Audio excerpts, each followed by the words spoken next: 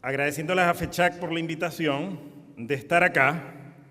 Un vínculo que comenzó en el año 2000, cuando en Cartagena de Indias, en Colombia, conocí por primera vez de la experiencia de la FECHAC en el Encuentro Iberoamericano del Tercer Sector, y desde entonces he podido compartir con mis estudiantes la experiencia de lo que la Fundación del Empresariado Chihuahuense viene haciendo acá. Y segundo, en el año 2006 vine a Ciudad Juárez para compartir con un grupo de la FECHAC en un encuentro sobre deliberación democrática y participación ciudadana, así que me alegra mucho estar con ustedes. Pero luego de agradecerles por eso, lo que a mí me gustaría, vamos a ver si va a estar mi presentación por ahí que la van a poder ver, si me ayudan los amigos del equipo técnico para poder proyectarla, por favor, es hacerle una invitación. Y yo sé que con hambre estas invitaciones son difíciles, pero es una invitación a pensar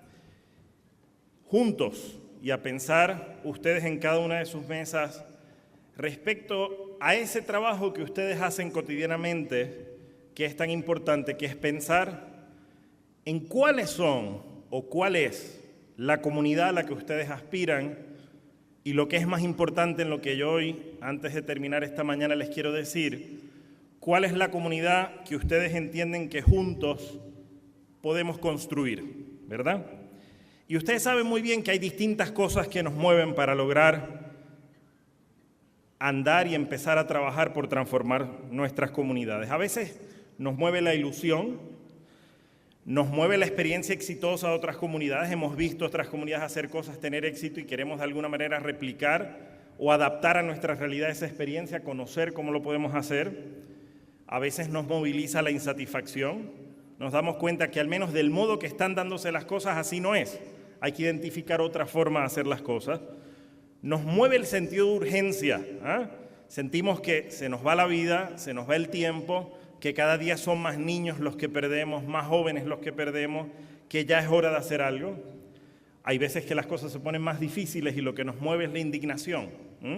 Nos mueve la indignación porque ya esto no es posible. Ya las cosas hay que atenderlas de otra manera porque no es ético lo que estamos viendo. Pero nos mueve también, por supuesto, la esperanza de que las cosas pueden cambiar. Es decir, de que podemos hacer las cosas de otra manera y crear las condiciones para construir una comunidad que sea posible de otro modo, ¿verdad?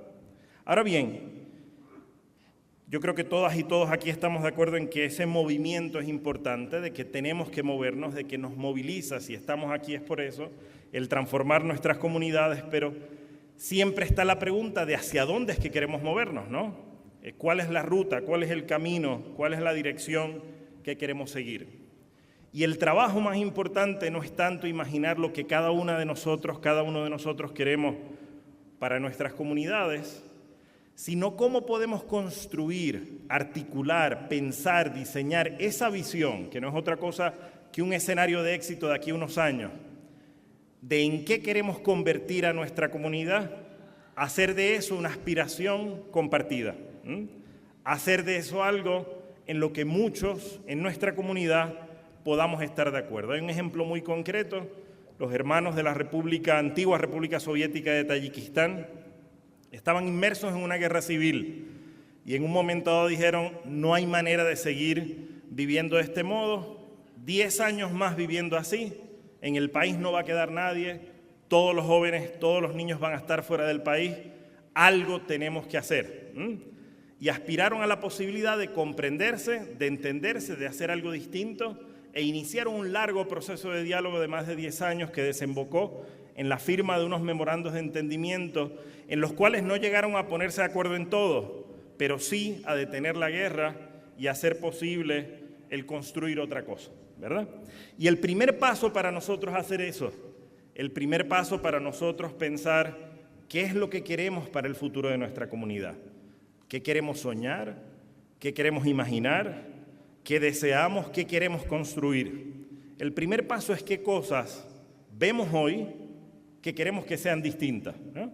Y si no fuera antes del almuerzo, yo les diría: cierren los ojos, piensen en esto, pero me voy a limitar a pedirles, saquen por ahí su cuaderno, su libreta, y piensen en las cosas que yo les voy a decir ¿Qué encuentran hoy día a día en su trabajo y qué les gustaría ver de aquí a, digamos, 5, 10 años en sus comunidades? Por ejemplo, respecto a la pobreza, ¿qué a ustedes les gustaría ver? ¿Qué querrían construir?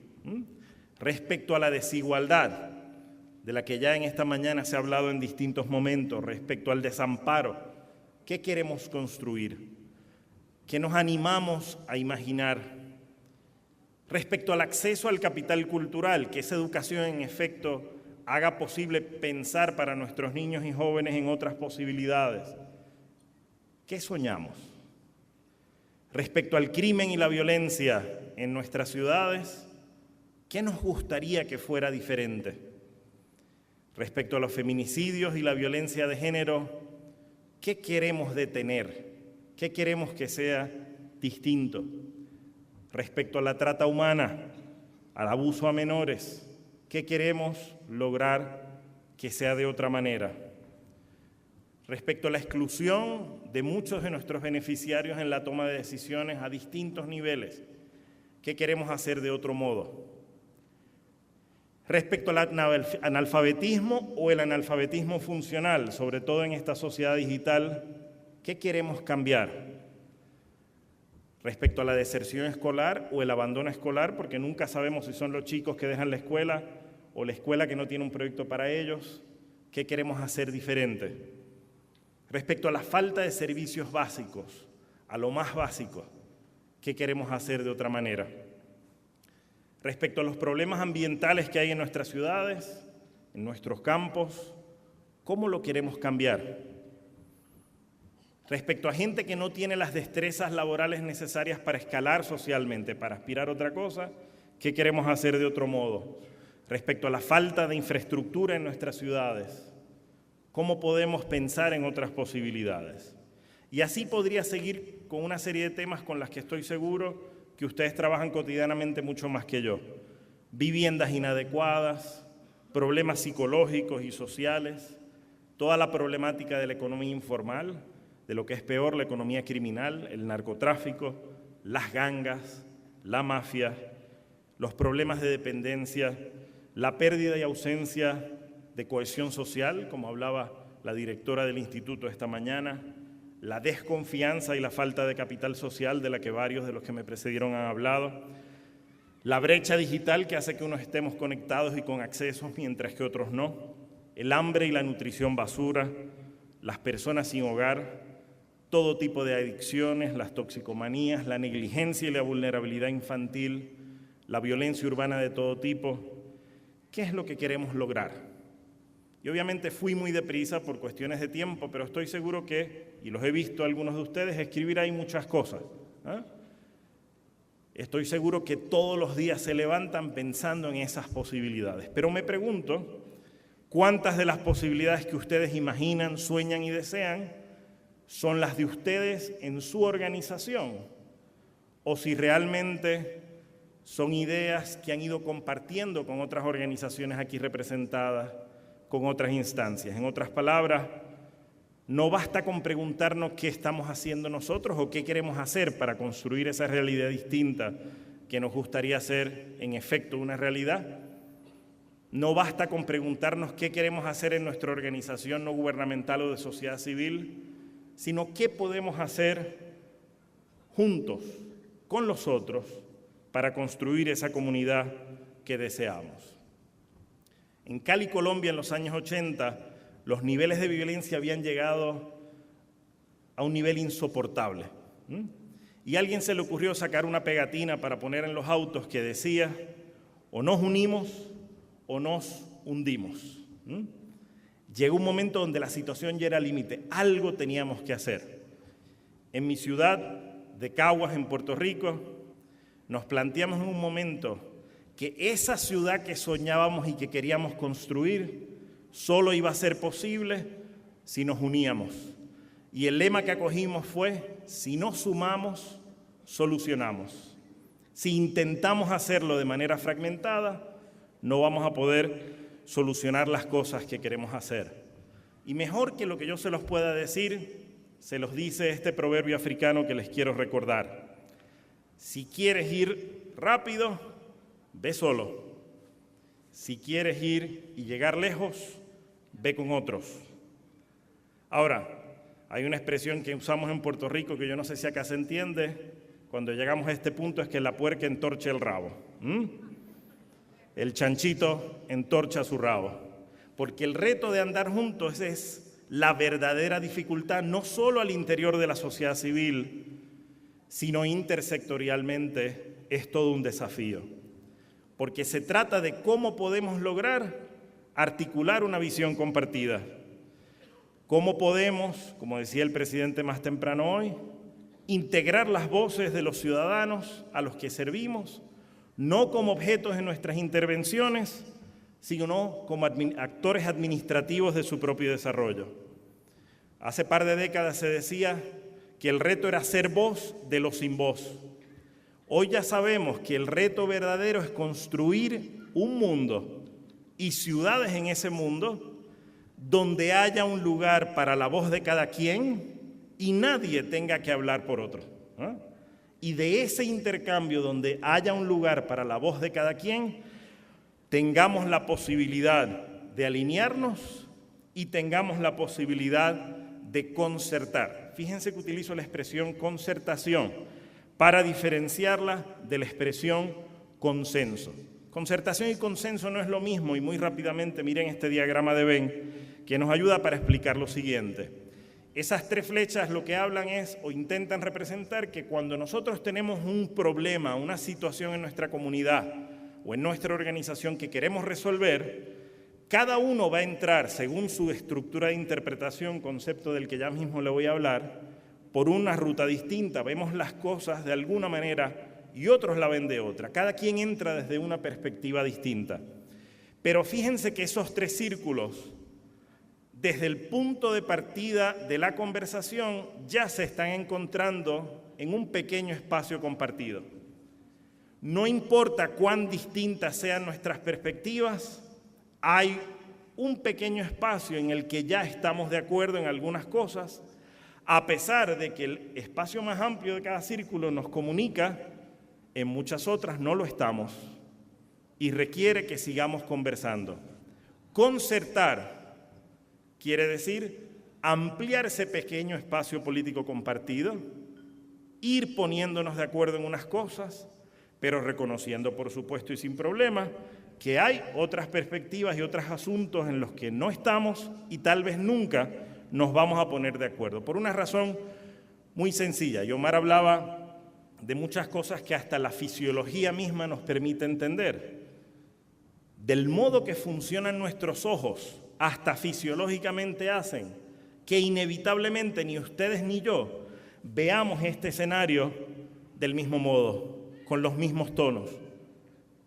Cuando lo llevamos a temas más complicados, y ahí es que utilizamos el concepto de estructura de interpretación, cada uno de ustedes tienen, y yo también, una estructura de interpretación que le hace ser un observador distinto del mundo y construir el mundo de manera diferente.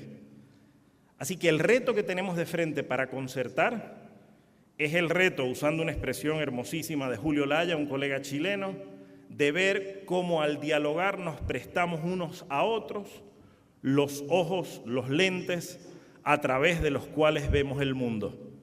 A lo mejor yo no voy a ser capaz de pensar como tú, pero voy a lograr entender mucho mejor por qué piensas como piensas, por qué valoras lo que valoras, por qué entiendes las cosas del modo que le entiendes. Y creamos un espacio que nos permita, por supuesto, andar juntos. Ahora bien, eso necesita de algo muy básico, pero muy complicado. Y es que tenemos que aprender no a dialogar de un modo distinto. No sé cómo es en Chihuahua, en Puerto Rico, con perdón de los abogados que estén aquí, el espacio público ha estado demasiado en manos de los abogados. Y yo le digo esto todos los días a mis amigos abogados y abogadas, y eso trae el siguiente problema. Los abogados en su gran mayoría son educados para el debate adversativo, para ver cómo a través de sus argumentaciones no comprenden lo que dice el otro, sino que eliminan al otro como adversario. El gran desafío para nosotros, para nosotras hoy, no es seguir intentando dialogar en una lógica adversativa, sino por el contrario, abrir espacios para un diálogo que más que adversativo sea deliberativo. ¿Y qué quiere decir un proceso deliberativo? Que reconoce que hay una diversidad de voces, que reconoce y hace lugar a una diversidad de intereses, que reconoce y hace lugar a una diversidad de visiones, que reconoce y hace lugar a una diversidad de aspiraciones y que obviamente va a haber una diversidad inmensa también de rutas y opciones posibles que podemos tomar. Déjenme ver acá un momentito que yo creo que que podemos tomar. ¿Por qué hablo de rutas posibles diversas? Porque es importante recordar que cuando abrimos un espacio para la conversación en términos deliberativos y no adversativos, no estamos buscando eliminar al otro, estamos buscando, a pesar de las diferencias, construir algo en común, concertar una ruta posible. Y toda ruta posible, nos tenemos que recordar siempre, es una ruta imperfecta, es una ruta que tiene sus costos, tiene sus beneficios, y lo que es importante es que en ese diálogo nos acordemos de algo bien básico: a qué cosas no estamos dispuestos a renunciar y qué cosas sí estamos dispuestos a sacrificar para construir ese nosotros, para poder elegir un camino que podamos andar juntos, ¿verdad? A mí me gustaría, y algo de esto después de la comida voy a poder, con quienes compartan conmigo una de las sesiones concurrentes, trabajarlo en más detalle, mencionar algunos de los elementos básicos que a mí me parece importantísimo desde esta óptica para nosotros pensar nuestros esfuerzos de promover ese desarrollo que de manera muy precisa llamaban crecimiento con justicia. En primer lugar, tenemos que crear las condiciones a como dé lugar para que haya un lugar en la mesa, a la mesa, para todo el mundo. Nadie puede quedar excluido o excluida de esa conversación. Segundo, es importantísimo que nos acerquemos a las comunidades con las que trabajamos, que acompañamos, a las que servimos, no desde la óptica de identificar necesidades, problemas y carencias, que los hay y es obvio, sino también partiendo de la premisa que allí donde podemos dar un servicio, un apoyo, facilitar un proceso de cambio, hay fortalezas, hay activos, hay potencialidades, hay sueños y claro que sí, hay retos, ¿verdad? Que cuando impulsamos esfuerzos de desarrollo comunitario, tienen que ser esfuerzos donde los protagonistas y actores principales del proceso sean las personas de la comunidad. Nadie puede quedar ya. Fueron muchas décadas haciendo eso y cometimos errores y vimos esos resultados. Nadie puede quedar ya en el lugar de objeto de nuestras intervenciones, sino que tienen que ser actores administrativos de su desarrollo, apoderados y con sentido de pertenencia, porque si no logramos desarrollar esas cosas, la gente obviamente no va a querer continuar ahí. Y termino, me salto una y termino hablando de esto qué retos nos plantea, con la invitación de que pueda ser parte de la conversación que ustedes sostengan en el espacio de la comida. Pensar la complejidad de la pobreza, pensar la complejidad del desarrollo social requiere empezar a, como que en México, en el DF yo aprendí una expresión hace muchos años cuando estudiaba a comienzos de los 90, a movernos el tapete, ¿no? Es importante aprender a movernos el tapete y movernos el tapete implica también sacudirnos lo suficiente como para abrirnos a una estructura de interpretación distinta, a mirar las cosas desde o con otro paradigma.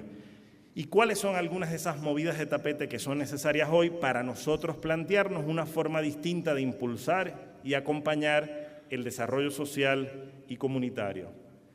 Pasar de la caridad, que no le sirve de mucho a nadie excepto al que la da, al desarrollo comunitario. En esa lógica, justamente, que se decía más temprano hoy, de impulsar la justicia. Pasar del egoísmo a la convivencia solidaria. El que más tiene o el que más capacidades tiene o el que más recursos tiene accesibles o el que más sabe, tiene que convivir solidariamente con los que menos y producir juntos y juntas otras posibilidades. Movernos de la lógica del Estado benefactor, que tampoco ayudó mucho, lo que hizo fue generar dependencias, a construir una sociedad del bienestar. Movernos del paternalismo, donde tratamos a los otros como niños pequeños, no sé si la tienen acá y no la voy a decir con todas sus palabras, pero en Puerto Rico tenemos una expresión que dice: los niños hablan cuando las gallinas van al baño. Ustedes saben cómo se dicen, ¿verdad? Pues tratamos a veces a la gente a la que servimos como si fueran niños pequeños, los infantilizamos. Y tenemos que movernos de la lógica paternalista de la infantilización a la convivencia democrática, que lo que implica es reconocer que cada persona a la que nosotros servimos es un ciudadano o una ciudadana que tiene la misma autoridad y el poder para participar que nosotros. Movernos de ese asistencialismo que infantiliza, porque obviamente crea las condiciones para que la gente asuma su responsabilidad subjetiva y comunitaria. ¿Por qué esto es importante? Yo soy psicoanalista de formación y siempre había un chiste que decía: ¿cuántos psicoanalistas hacen falta para cambiar una bombilla?